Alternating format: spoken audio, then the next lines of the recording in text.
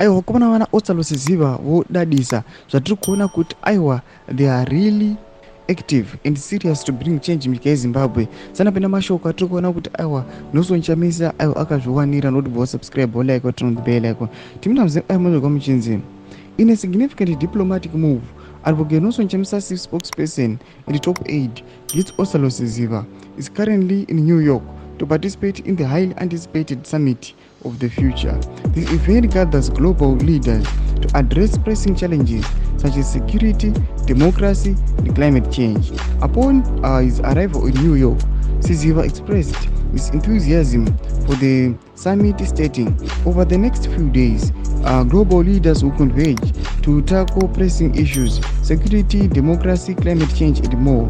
His presence at the summit underscores the importance of international dialogue on these critical topics. One of Ziva's key objectives during the summit is to advocate for increasing African representation on the National Union Security Council.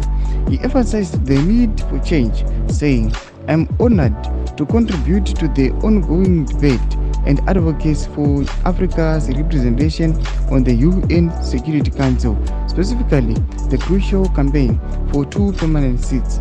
Let's amplify Africa's voice." Ndomashoko atiri kuona kuti aiwa Nelson Chamisa aid anova gift Ostallos Ziva aiwa unolenda aiwa ku-UN kwatiri kuona kuti aiwa pathis summit aiwa ari kuti aiwa I'm going to take part mukurepresenta Africa, mukurepresenta aiwa nhau dzedemocracy kuAfrica, nhau dzesecurity and climate change amongst others. Ndomashoko ambodatokwa panapa naOstallos Ziva in aid to Nelson Chamisa tikuona kuti aiwa vakomana ava aiwa they are really into it, they want to change nyika yeZimbabwe kuti aiwa izvo zviri kuitika the suppression and repression sizvipere. Tudze mafungiro enyu moti kudii pamusoro pechitiko ichi.